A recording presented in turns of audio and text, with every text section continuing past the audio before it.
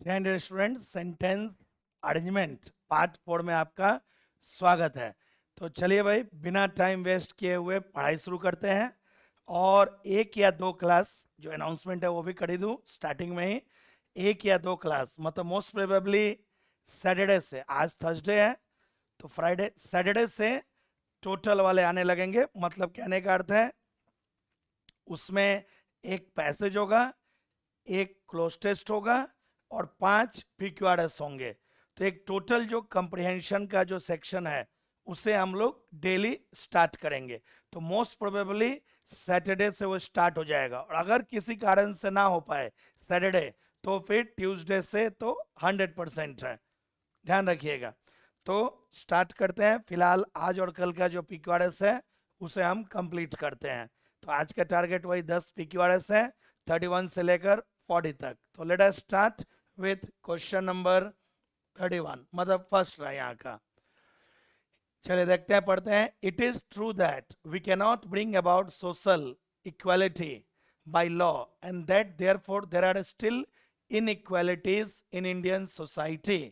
यह सच है कि हम ब्रिंग अबाउट का एक अर्थ बनाना भी होता है, मेक। यह सच है कि हम सामाजिक समानता को बना नहीं सकते हैं सिर्फ कानून के द्वारा, इसीलिए अभी भी बहुत सारी असमानताएं हैं भारतीय समाज में। अभी भी बहुत सारी असमानताएं हैं भारतीय समाज में, और यह एक समस्या, दिस इज अ प्रॉब्लम, उसी के लिए है। यह सच है कि हम सिर्फ कानून के द्वारा समानता नहीं पैदा कर सकते हैं, इसीलिए अभी भी भारतीय समाज में बहुत सारी असमानताएं हैं। और यह जो एक समस्या है वो बहुत सारे देशों में कॉमन है। यह समस्या लगभग बहुत सारे देशों में पाई जाती है। ठीक है भाई, जैसे कि बहुत सारे देशों, मेनी कंट्री, तो मेनी कंट्री में देख लो, मेनी कंट्री में यूनाइटेड स्टेट्स की बात कर देते हैं। अमेरिका में उदाहरण स्वरूप, फॉर इंस्टेंस मतलब होता है फॉर एग्जाम्पल। फॉर इंस्टेंस मतलब फॉर एग्जाम्पल। अमेरिका में उदाहरण स्वरूप निग्रो मतलब जो काले लोग हैं उनको भी समानता का अधिकार है संविधान के अकॉर्डिंग, लेकिन अनफॉर्चुनेटली, दुर्भाग्यवश, दीज राइट्स, ये जो अधिकार हैं वो हमेशा उन्हें आज़ादी से फ्रीली नहीं दी जाती है जो गोरे लोग हैं उनके द्वारा। ठीक है भाई, तो आरपी तो बैठ रहा है, फिर क्यों? ठीक है, आरपी से तो बैठ ही रहे यहाँ पे। देखते हैं उसके बाद क्यों। It takes time for people to change their way of thinking. लोगों को समय लगता है अपने सोच को बदलने में। फिर it is only when we realise, यह तभी होगा जब हमें यह महसूस हो कि सामाजिक बराबरी का मतलब है केवल मनुष्य जो है एक दूसरे के बराबर नहीं है कानून के सामने, बल्कि वो भगवान के नज़रों में भी बराबर होते हैं। तभी जाके हम पूरी तरह से कास्टलेस, जात पात से फ्री सोसाइटी का निर्माण कर पाएंगे। और तभी जो है धर्मनिरपेक्ष जो राष्ट्र है, द सेकुलर, जो धर्मनिरपेक्ष जो राष्ट्र है जिसका स्थापना भारत में की गई है, वो महत्व देता है धर्म के महत्व को सभी लोगों के लिए। इसीलिए लोगों को आज़ादी दी गई है कि वो अपने धर्म को पालन कर सकते हैं और दूसरे को उसके बारे में बता सकते हैं, अब लेकिन संविधान के लिमिट में रहकर। तो ठीक ही है भाई, बहुत ही इजी निकला ये तो थोड़ा। चलिए next, second, if you want to do well in your examinations you need to be able to think for yourself, which means not just following the guidebooks but write what you think yourself। मतलब समझो, यदि तुम exam में अच्छा करना चाहते हो तो तुम्हें सक्षम होना चाहिए कि तुम स्वयं के लिए सोचो, जिसका अर्थ यह है कि सिर्फ गाइड बुक को ही फॉलो करने से नहीं होगा, बल्कि जो तुम सोचते हो उसे भी स्वयं से लिखो, क्योंकि रटने से कल चलेगा नहीं काम। थिंकिंग भी आपको, कंसेप्ट भी डेवलप करना पड़ेगा। Few if any student do this, और बहुत कम ही लोग हैं जो इस चीज को करते हैं। तो दिस किसके लिए आया है? जो चीज आप सोचते हैं उससे लिखो, सोचो और जो सोचते हो उससे लिखो। और बहुत ही कम ही ऐसे स्टूडेंट हैं जो इस चीज को करते हैं। तो दिस जो प्रोनाउन आया है इस पूरे एक्शन के लिए आया है। मतलब क्यू से स्टार्ट कर सकते हैं, हो सकता है।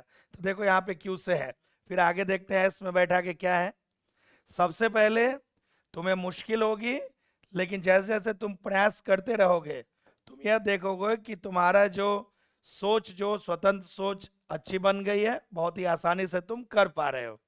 ठीक है, फिर दूसरे स्टूडेंट के साथ डिस्कशन करके, अपने शिक्षकों से डिस्कशन करके और बुद्धिमान लोगों के साथ डिस्कस करके जिसे तुम मिलते हो, तुम बहुत नए नए आइडियाज़ मिलेंगे।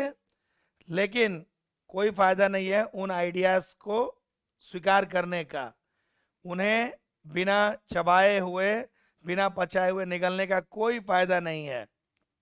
क्योंकि सिर्फ दूसरे के आइडियाज़ को सिर्फ सुन के पचा लोगे, बिना मतलब चबाए हुए अगर उसे निगल लोगे तो क्या होगा? सिर्फ एग्जाम में बस उसे लिख के आ जाओगे, लेकिन आपका दिमाग बुद्धिमान नहीं बनेगा और वो आपकी मदद नहीं कर पाएगा। क्या क्या नहीं मदद कर पाएगा? सिर्फ दूसरे के आइडियाज को निगल लोगे बिना पचाए हुए। तो उसी के लिए यहाँ पे प्रोनाउन दैट आया। वह चीज का आपको कोई फायदा नहीं बनेगा। लेकिन यदि तुम उन आइडियाज को अपने दिमाग में मतलब सोचते हो और तब जाके जब उन्हें तुम स्वीकार करोगे, तब जाके वो तुम्हारे ज्ञान की बढ़ोतरी करेंगे, दूसरे गलत चीज़ों को हटाएंगे और तब जाके तुम जीवन में कहीं पहुंच पाओगे। मतलब कहने का अर्थ है कि रट्टाफिकेशन से काम नहीं चलेगा, पहले चीज़ों को समझना होगा। सिर्फ जो पिनाकल और किरण को जो बस रट लेता है क्वेश्चन, उससे नहीं होगा। अगर मॉक ये जो एग्ज़ाम का पैटर्न बदला, जो कहा जा रहा है कि टफ क्वेश्चन आएंगे, तो वहां पे आपको कंसेप्चुअल बनना पड़ेगा। तो आंसर तो भाई बी ठीक दिख रहा है। Next, third, growing up means not only getting larger but also using our sense and our brains to become more aware of the things around us. बड़े होने का अर्थ सिर्फ शरीर से बड़ा नहीं होना है, बल्कि अपने दिमाग का भी यूज करना है और उन सब चीजों के बारे में जागरूक होना है जो हमारे चारों तरफ हो रहा है। तो इन दिस किसके लिए? वही बड़ा होकर अपने चारों तरफ मतलब जो है जागरूकता रखना। इसमें मनुष्य जो है दूसरे जानवरों से अलग होता है, क्योंकि जानवर उतना ज़्यादा दिमाग लगाते नहीं है, बस उन्हें पेट भरने से मतलब होता है। इसी में मनुष्य जानवरों से अलग होता है। तो हो सकता है क्यू से दो ही जगह दिख रहे हैं, तो ये दोनों तो चलो हटा लो। फिर उसके बाद देखो आर होगा या P, before we spray our road side plant. और पी कह रहा है not only does he have a memory. अच्छा, इसी में जो मैन है वही है, मैन के लिए देखो ही आया है प्रोनाउन। मनुष्य का केवल मेमोरी ही नहीं होता है, बल्कि वह सक्षम होता है सोचने में और लॉजिक में। रीजन मतलब लॉजिक में, तो क्यों पे बैठ रहा है। मतलब कहने का अर्थ यह है कि लॉजिक के लिए ही वो, मतलब लॉजिक मतलब क्या, वो सक्षम है प्लान करने में, योजना बनाने में। जो वो करने वाला है अपने अनुभवों के आधार पे कुछ कार्य करने से पहले जो प्लान बनाता है उसी को हम रीजन कह सकते हैं। ठीक है भाई। और उसके बाद आर, हम अपने रोड साइड प्लांट में छिड़काव करें या अपने कचरे को, सीवेज मतलब कूड़ा कचरा नाले में जो बहता है, उसे हम अपने नदियों में डालें। हमें यह रुक के सोचना चाहिए कि हमारे इस कार्य का क्या परिणाम होगा। अगर हम कचरे को नदियों में भेजेंगे तो इसका क्या परिणाम होगा, तो अंत में वो हमें ही नुकसान पहुंचाएगी। इसीलिए दूसरे शब्दों में कह सकते हैं कि हमें अपना लॉजिक को डेवलप करना होगा।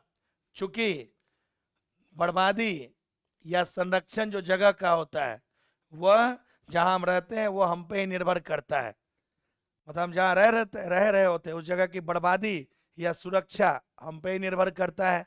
अगर हम साफ सफाई रखेंगे, नदियों को साफ सफा रखेंगे, तो वो हमारे लिए तरक्की लाएगा। हम नदियों में कूड़ा कचरा डालेंगे, सारे नाले के पानी को नदियों में डालेंगे, तो फिर इससे क्या होगा? नुकसान हमारा ही होगा। तो क्यू पी एसआर बैठ रहा है भाई। नेक्स्ट, फोर्थ नंबर, चलिए next. For some time in his youth, अपने जवानी के समय में अब्राहम लिंकन जो था एक किताब की दुकान पे मैनेजर का काम करता था। ठीक है भाई। और वो जो यंग लिंकन था, वो दुकान को जो मेंटेन करने का उसका जो तरीका था ना, वो एकदम अनोखा था, किसी के जैसा नहीं था। कैसा था भाई? कैसा उसको दुकान को मेंटेन करने का तरीका था? वो दुकान के काउंटर पे एकदम लेटा रहता था और बहुत ही उत्सुकता से किताब पढ़ता रहता था। जबकि दुकान है तो क्या करेंगे? दुकान पे चुपचाप बैठे रहेंगे, कस्टमर का इंतजार करेंगे कि कोई आएगा खरीदने। लेकिन अब्राहम लिंकन क्या करता था? काउंटर पे ही लेट के आराम से किताब अच्छे से पढ़ता रहता था। ठीक है भाई। और जब अचानक कोई कस्टमर आता था तो फिर क्या करता था? वो तुरंत जम खड़ा हो जाता था और उस कस्टमर की ज़रूरतों को ध्यान देता था। और उसके बाद ठीक उसके बाद फिर से वो अपने ज़रूरत पे लौट आता था, मतलब फिर से उसके बाद वो किताब पढ़ने लगता था। और इसीलिए कभी भी उससे पहले लिंकन को इतना ज़्यादा समय नहीं मिला था किताबों को पढ़ने के लिए, जैसा कि उसे उस किताब के दुकान में मिला था। ठीक है भाई। जवानी के दिनों में अब्राहम लिंकन को मतलब एक किताब के दुकान में मैनेजर का काम करते थे, और उस किताब के दुकान को चलाने का उनका स्टाइल सबसे अलग था। क्या था स्टाइल? वो लेटे रहते थे किताब के काउंटर पे ही और किताब पढ़ते रहते थे। फिर अचानक जब कोई कस्टमर आता था तो तुरंत उठ के खड़े हो जाते थे, उस कस्टमर की जो ज़रूरत है किताब है दे देते थे, और जब वो चल जाता था फिर वो अपने लेट के पढ़ने लगते थे। तो कभी भी लिंकन को किताब को पढ़ने का उतना ज़्यादा मौका नहीं मिला जितना कि उस किताब के दुकान में काम करने पे मिला। तो फिर से इसका आंसर बी हो गया। चलिए नेक्स्ट क्वेश्चन। ओबेसिटी, ओबेसिटी मतलब होता है भाई मोटापा, कॉर्पुलेंस, फैटनेस। फैटनेस बोलो आम भाषा में, कॉर्पुलेंस जो भी बोलना है। Obesity is a curse of modern times. आधुनिक समय में मोटापा जो है एक श्राप है, अभिश्राप। कर्स मतलब श्राप, कर्स मतलब श्राप होता है। तो आधुनिक समय में मोटापा एक श्राप है। ठीक है भाई। तो मॉडर्न टाइम्स के लिए ही है इन दीज डेज, आजकल। तो आजकल के समय को ही तो मॉडर्न टाइम कहेंगे ना। आजकल के समय में खाना जो बहुत ही रिफाइंड हो गया है, और उसको पकाने का जो मेथड है वो बहुत ही इंट्रिकेट हो गए हैं। इंट्रिकेट मतलब होता है कॉम्प्लेक्स, बहुत जटिल हो गया है। पहले क्या था? जो मिला आग पे डाल दो, पक गया, खा लेता था। अब क्या है? गैस चूल्हा, अल्मुनियम के बर्तन, पीतल के बर्तन, स्टील के बर्तन, कौन कौन सा बर्तन है। कोई लकड़ी पे बना रहा है, कोई गांव में कहीं कहीं कोई कोयले पे बना रहा है खाना, कोई बना रहा है गैस चूल्हे पे, कोई इंडक्शन पे बना रहा है। तो अब जो खाना बनाने का जो तरीका है वो बहुत ही जटिल हो गया है। ठीक है भाई, जटिल हो गया है। तो सब में तो आर ही है, चलो एक तो हटा। आर के बाद देखते हैं क्यू है या पी है, क्योंकि दोनों में पी है और एक में क्यू है। ये क्यू ऑप्शन है, क्यू या पी। पी में क्या है भाई? एज अ रिजल्ट जो नेचुरल जो अच्छाई थी, प्राकृतिक जो अच्छाई थी, रफेज और इंपॉर्टेंट न्यूट्रिएंट्स, ये है। और क्यू कह रहा है हमेशा ही कैसे खाना बनाने में बहुत कॉम्प्लेक्स हो गया है। इनवेरिएबली मतलब होता है ऑलवेज, इनवेरिएबली मतलब ऑलवेज। हमेशा ही फैट और शुगर जो मोटापा पैदा करता है उसे खाना बनाने में हम ऐड कर देते हैं ताकि वो और स्वादिष्ट बन सके, मतलब और घी डालो और तेल डालो और रिफाइन तेल डालो, तो वो क्या है, टेस्ट को तो बढ़ाता है लेकिन मोटापा का भी कारण होता है। तो आर क्यू बैठ रहा है भाई। फिर पी, इसका परिणाम ये होता है कि जो खाने की जो प्राकृतिक अच्छाई थी, अब देखो रफेज, रफेज मतलब क्या, जो खाने का वो पार्ट जो पचता नहीं है, जैसे चोकर ओकर हो गया, तो क्या होता है जो पचता नहीं है वो मतलब जो है एक्सक्रीशन के रूप में शरीर से बाहर निकलता है, तो वो एक तरह से मतलब पेट के अंदर सफाई का काम करता है। चोकर ओकर जैसे आटे ओटे में होते हैं, वो सब भी रफेज पार्ट है, जो हार्ड पार्ट होता है, जो पचता नहीं है। तो उससे क्या होता है कि रफेज वफेज खत्म हो गया और जो जरूरी जो महत्वपूर्ण जो पोषण के तत्व थे वो खत्म हो जाते हैं। फिर ठीक है, फिर एस, इसीलिए ज्यादा मोटे लोग आपको आज दिखेंगे पहले के मुकाबले, क्योंकि वो जो टफ पार्ट था, चोकर ओकर था, वो रहता नहीं है, और उसके अलावा क्या हो जाता है, उसके पोषण तत्व भी खत्म हो जाते हैं। इसलिए आपको आजकल ज्यादा मोटे लोग दिखेंगे पहले के मुकाबले। चूंकि क्यों ऐसा हुआ है, क्योंकि हमारे जीवन का जो स्टाइल है, शैली है, वो बदल गई है, और हम जो है शारीरिक रूप से एक्सक्रेशन मतलब क्या होता है, एफर्ट, प्रयास बहुत कम करते हैं, और बहुत ज़्यादा हम निर्भर रहते हैं, बहुत ज़्यादा आसक्ति हो गई है खराब अनहेल्दी फूड में, खाली pizza, burger, cake, pastry, hot dog, ये सब, चाउमीन, मोमोज, गोलगप्पे। तो इससे क्या है कि इस पे हमारी आसक्ति हो गई है, हमको लत लग गई है, और इसी कारण आजकल इतना मोटापा की बीमारी एक श्राप के रूप में हमारे सामने उपस्थित हो गई है। नेक्स्ट क्वेश्चन भाई।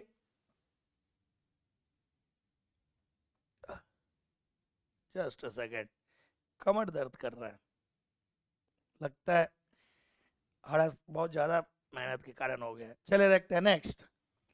When a boy grows into a young man, जब एक लड़का नौजवान आदमी बनता है तो वह अपने आप को एक बहुत ही नया और अनजान दुनिया में अपने आप को पाता है। जब एक लड़का जवान होता है तो अपने आप को नया और अनजान दुनिया में अपने आप को पाता है। क्यों भाई? क्योंकि उसका जो पुराना जीवन का जो तरीका था, जिसमें उसके मम्मी पापा ही उसके केंद्र बिंदु थे, जिसके चारों तरफ उसका जीवन घूमता था, अब उसमें बदलाव आ गया है। जब आप बच्चे रहते हैं तो आपका चारों तरफ आपका जीवन किसके चारों तरफ घूमता रहता है? मम्मी पापा, पापा ये दिला दो, मम्मी ये खाना दे दो, पापा ये चाहिए, मम्मी ये चाहिए। तो आपका चारों तरफ केंद्र बिंदु क्या रहते हैं? माँ पिताजी। जब आप बच्चे हो उसी के चारों तरफ आप घूमते रहते हैं। लेकिन उसमें बदलाव आती है जब लड़का जवान होता है भाई। ठीक है, फिर क्यों देखते हैं। पेरेंट्स के लिए देखो यहाँ पे देम आया है, वह जो इमोशनल जो भावनात्मक जो जुड़ाव रहता है उनके साथ, अब वो थोड़ा सा कम हो जाता है, ढीला पड़ जाता है। बचपन में जो इमोशनल बहुत ज्यादा जो जुड़ाव रहता है वो थोड़ा सा ढीला पड़ता है, खत्म नहीं होता लेकिन थोड़ा सा कम हो जाता है। संबंध रहते हैं लेकिन उसका जो नेचर है, स्वभाव है, प्रकृति है, वो बदल जाता है, और वह देखता है कि उसके अंदर इमोशन की खालीपन है, वॉइड मतलब खालीपन आ गया है, जो कैसे भी करके उसे भरना है। और जीवन के इस स्टेज में, अवस्था में, वो एक ऐसा शरीर है जिसमें आत्मा नहीं है, एक ऐसे आंख है जिसके अंदर प्रकाश नहीं है, या फिर एक ऐसा फूल है जिसमें खुशबू नहीं है। तो RQPS। फिर से, जब एक लड़का जवान आदमी बनता है तो उसके लिए ये नया चीज है उसका जीवन, और वो अजीब, उसको अनजान दुनिया लगती है। उसके पुराने जीवन का जो तरीका था, जिसमें उसके मम्मी पापा, पेरेंट्स ही उसके केंद्र बिंदु थे, जिसके चारों तरफ वो घूमता रहता था उसका जीवन, उसमें परिवर्तन आ रही है, और उसका जो इमोशनल जो जुड़ाव था मम्मी पापा से वो थोड़ा सा कम हो गया। फिर संबंध रहता है लेकिन उसकी प्रकृति स्वभाव बदल जाता है और वो अपना आप देखता है कि उसके अंदर इमोशन की खालीपन आ चुकी है जिसे उसे कैसे भी भरना होगा। और जीवन की इस अवस्था में वो एक ऐसा शरीर है जिसमें आत्मा नहीं है, ऐसा आंख है जिसमें प्रकाश नहीं है, या ऐसा फूल है जिसमें अभी खुशबू नहीं है। तो गहरी बात, फिलोसफी। चलिए next question 7। It was early 1943 and the war in the east was going disastrously. 1943 के शुरुआत का समय है जब पूर्व में युद्ध जो था बहुत ही भयंकर विनाशकारी रूप से जारी था। ठीक है भाई, कैसे विनाशकारी था? क्योंकि जो जर्मनी के जो यू बोट्स थे, द्वितीय विश्व युद्ध, ये सेकेंड वर्ल्ड वॉर की बात हो रही है, ये पैसे में बात है second world war. You boats जो थे, जर्मनी के यू बोट्स थे, ये यू बोट जो थे वो जर्मनी के थे, शायद ध्यान नहीं आ रहा है बट जर्मनी का लगता है। वो क्या कर रहे थे, मित्र राष्ट्रों के जो जहाज थे उसे टॉर्पेडोइंग मतलब होता है, टॉर्पीडो मतलब जो जहाज को तोड़ने या डुबाने के लिए जो बॉम्ब वॉम होता है ना, उसी को हम टॉर्पीडो कहते हैं। तो टॉर्पीडो को वर्ड बना दिया। तो यू बोट जो थे वो अमेरिका, इंग्लैंड, मित्र राष्ट्र जो थे उनके जहाजों को डुबा रहे थे भारतीय मतलब हिंद महासागर में। इतने तेजी से उन्हें खत्म कर रहे थे यू बोट मतलब अमेरिका, इंग्लैंड, इन सब के जहाजों को कि उतना जल्दी तो वो उसे रिप्लेस भी नहीं कर पा रहे थे। और उस टॉर्पीडोइंग, तो उस जहाजों को डुबाने से बचाने के लिए वो जो जर्मनी का जो एक जासूसों की जो एक रिंग था उसे तोड़ने की जरूरत थी। और एक जर्मन शिप ने को असॉल्ट किया गया, मतलब जर्मन शिप पे हमला, असॉल्ट मतलब अटैक, जर्मन शिप पे हमला करके उसमें से एक सीक्रेट रेडियो ट्रांसमीटर को शांत कर दिया गया। ठीक है भाई। और केवल कुछ ही लोग थे जो उस काम को कर सकते थे। वो कुछ ब्रिटिश अंग्रेज बिजनेसमैन थे जो कलकत्ता में रहते थे, जिन्हें युद्ध के लिए बुलावा नहीं भेजा गया था। मतलब जर्मनी के जो वो यू शेप बोट थे, यू बोट्स थे, उन्हें डुबाना पड़ेगा, उन पे हमला करके उसके रेडियो का जो सिग्नल था जिससे जासूसों को संदेश मिलता था उसे शांत करना पड़ेगा, मतलब नष्ट करना पड़ेगा, तभी जाके मित्र राष्ट्र अपने जहाजों को बचा पाते। और ये काम सिर्फ कुछ लोग ही कर सकते थे। और वो कौन थे? कलकत्ता में जो ब्रिटेन के जो कुछ बिजनेसमैन रहते थे, वो पहले जासूस थे जो बिजनेसमैन के रूप में कलकत्ता में आम जीवन बिता रहे थे, जिन्हें युद्ध में नहीं बुलाया गया था। तो फिर अचानक उन्हीं को कहा गया कि जाके जर्मनी के उस यू बोट को डुबा दो, उसमें जो रेडियो है वो साइलेंस हो जाएगा, तो जासूसों तक जर्मनी के खबर नहीं जाएगी, और फिर जाके हम युद्ध में हम अपने जहाजों को बचा लेंगे और फिर हम जर्मनी को, नौसेना को नष्ट कर पाएंगे। ठीक है भाई। फिर भी how this unlikely bunch of middle aged civilians, middle age civilians कौन थे भाई? ये जो ब्रिटिश बिजनेसमैन थे उसी को बेचारे को मिडिल एज के मतलब 40-50 साल के जो आम नागरिक थे, कैसे उन्होंने उस मिशन को पूरा किया था, वो एक बहुत ही आश्चर्यजनक आकर्षक रीडिंग है। क्या हुआ भाई? और बोर्डिंग पार्टी, जेम्स लेजर का जो बेस्ट सेलर किताब है, वो उसी कहानी को एक हीरोइक रूप में बताता है, जिसमें टिंज मतलब इमोशन, टिंज का अर्थ इमोशन होता है, जिसमें आयरनी है, आयरनी मतलब विडंबना, और ह्यूमर मतलब हंसी।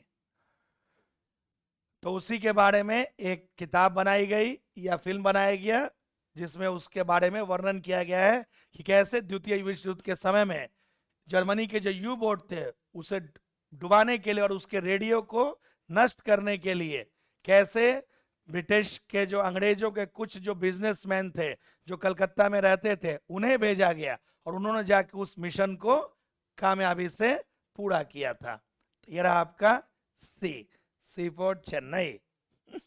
चलिए next, number 8, we and all other animals, हम और जो अन्य जानवर हैं वो श्वास लेते हैं और श्वास छोड़ते हैं हर समय। ठीक है भाई, श्वसन की क्रिया तो हर समय हो रही है और इसी सच्चाई के कारण हम सभी जिंदा रहने में सक्षम हैं। कैसे जिंदा रहते हैं? दिन रात हमेशा श्वास लेते हैं, श्वास छोड़ते हैं। तो फिर से क्यों दिख रहा है, क्यों से बैठ रहा है, एक ही में है, फिर भी बैठा के देख लेते हैं। If you stop breathing we die, क्यों के बाद पी है, यदि हम सांस लेना रोक दें तो हम मर जाएंगे।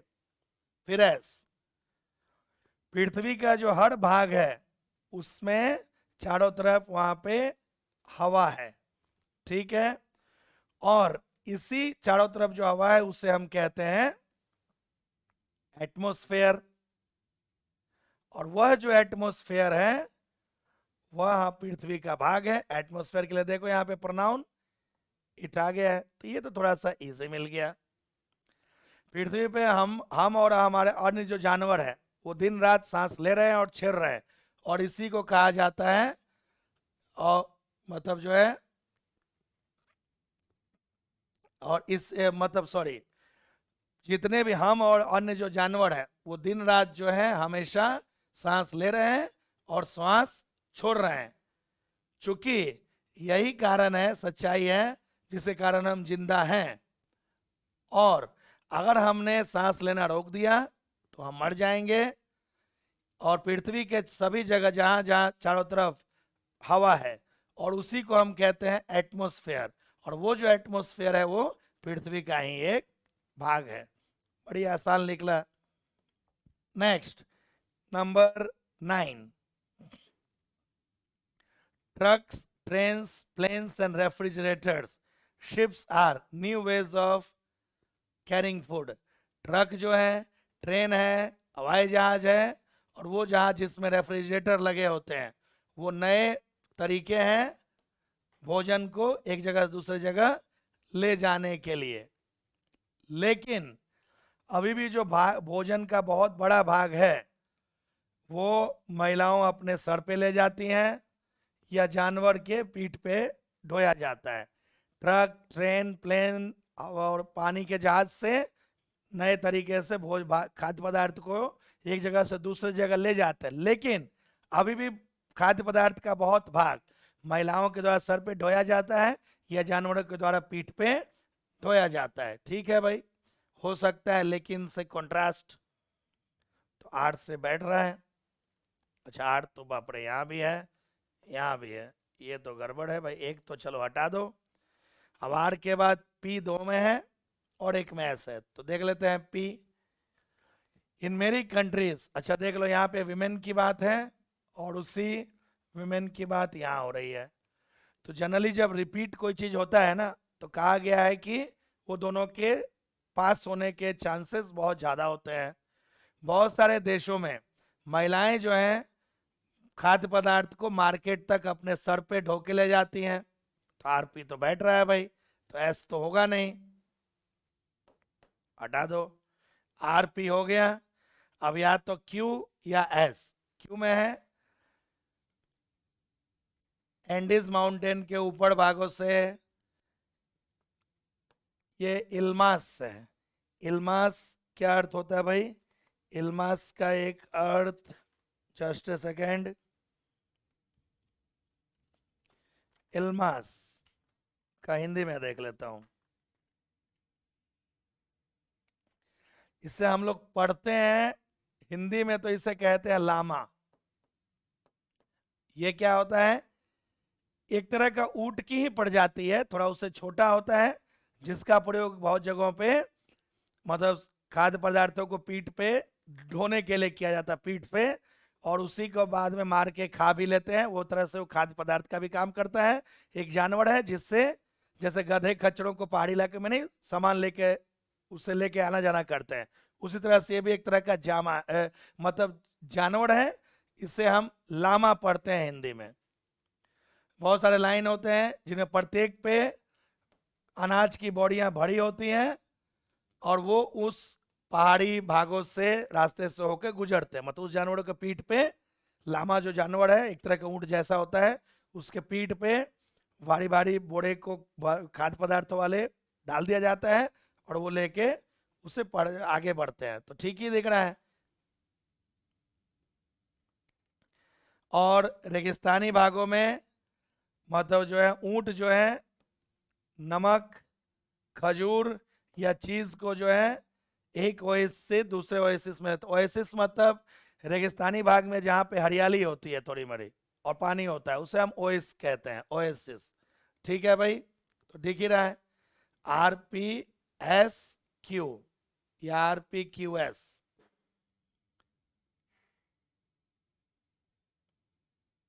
और उसके बाद अच्छा अच्छा, पहले तो रेगिस्तान की बात करो, फिर बात करो पहाड़ों की, और फिर बात करो मतलब पहले आया डेजर्ट, फिर आएगा माउंटेन, और फिर आएगा बे, मतलब सी कह सकते हो, समुद्र। ये बैठाना होगा। तो रेगिस्तान में ऊंट ले जाना ले आना करते हैं, पहाड़ी इलाकों में लामा जो जानवर है ऊंट के जैसा ही वो लाना ले जाना करता है। और जो एकदम एक सुनसान जो खाड़ी है जैसे बंगाल की खाड़ी, मछुआरे जो होते हैं अभी भी घर अपने वो जो मछली उछली पकड़ के खुद ही ले जाते हैं। तो कहने का अर्थ है कि मॉडर्न टाइम में ट्रेन, प्लेन, ट्रक, पानी के जहाज से खाद्य पदार्थों का आगमन होता है, लेकिन अभी भी महिलाएं जो हैं बहुत ज़्यादा मतलब जो अपने सर पे लेके जाती है खाने को या जानवरों को पीठ पे। बहुत सारे देशों में जो महिलाएं खाने को मार्केट तक अपने सर पे ही ढो के लेके जाती हैं। ठीक ही दिख रहा है RP। फिर उसके बाद एस, रेगिस्तान में ऊंट लेके जाता है, और पहाड़ी इलाकों में लामा जो उस खाद्य पदार्थ को ढोता है, और एकदम सुनसान जो अकेला जो मतलब खाड़ी है, समुद्री की खाड़ी, उसे मछुआरे जो है खाद्य पदार्थों को आवागमन करते हैं। तो थोड़ा सा ये अजीब था, लेकिन ये बना लो, पहले ये आ जाएगा, फिर ये आ जाएगा, फिर ये आ जाएगा। आइए लास्ट क्वेश्चन। केवल इकलौता एक ही बंदर ऐसा है जिसे हम रिकमेंड सजेस्ट कर सकते हैं कि वो पालतू जानवर बन सकता है। जनरली बंदर क्या होते हैं, बहुत ही शरारती, बदमाश, लड़ाकू होते हैं, लेकिन बंदरों में केवल एक ही प्रजाति है जिसे कहा जा सकता है कि आप उसे घर में पालतू बना के रख सकते हैं। कौन है भाई, कौन सा ऐसा प्रजाति है? One monkey. कौन सा है वैसा इकलौता? वो है कैपुचिन मंकी। उस प्रजाति का क्या नाम है? जो एक सुंदर और बहुत ही बुद्धिमान कैपुचिन मंकी है। वो ऐसा मंकी है जिसे आप अपना पालतू जानवर बना के रख सकते हैं। तो ठीक है, क्यू से बैठा सकते हैं क्योंकि उसमें नाम दे दिया है। अब क्यू के बाद एस या आर। एस में है marmots, are more beautiful than the, पहले ये एक और अन्य, ये भी एक मंकी का वैरायटी है, लेकिन पहले कैपुचिन मंकी की बात अगर कहीं हुई है तो ज़्यादा अच्छा होगा। हाँ, कैपुचिन की बात देखो फिर से उसी में बता रहा है। ये जो बहुत ही उत्साही छोटे जो कैपुचिन मंकी होते हैं, उन्हें आप चाहें तो बरसों तक घर में रख सकते हैं बिना किसी खतरे के, उनको कोई शारीरिक नुकसान भी नहीं पहुंचता है। लेकिन जैसे ही मतलब ठंड में जाते हैं, ठंड पड़ती है, तो वो विंटर के फॉग में जल्दी मर जाते हैं, वो जो बंदर होते हैं। तो चलो भाई, यहाँ भी कैपुचिन की बात हो रही है, यहाँ भी कैपुचिन की बात हो रही है, और उसी के लिए यहाँ पे दे की बात हो रही है। तो मतलब कहने का अर्थ है कि आर क्यू आर और पी एक साथ रहेंगे। क्यू आर पी देखो यहाँ पे नहीं है, बीच में ऐसा आ गया है, मतलब ये गलत हो गया।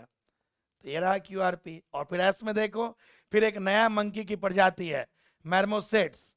ये सच है कि वो ज्यादा सुंदर होते हैं कैपुचिन बंदरों के मुकाबले, लेकिन वो बहुत ज्यादा नाजुक होते हैं अंग्रेजी मतलब मौसम के अनुसार।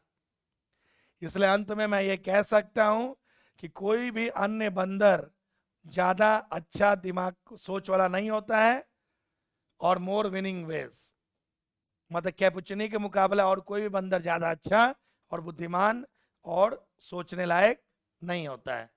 तो ये रहा। तो उम्मीद करता हूं आप सभी को समझ आया होगा। कल बस एक और रखेंगे पीक्यूआरएस, और उसके बाद हम लोग मोस्ट प्रोबेबली या तो मतलब सैटरडे या फिर ट्यूसडे से टोटल कंप्रिहेंशन स्टार्ट करेंगे सिंगल क्लास में। एक क्लोज टेस्ट, एक पैसेज और 5 पीक्यूआरएस एक ही साथ रहेगा।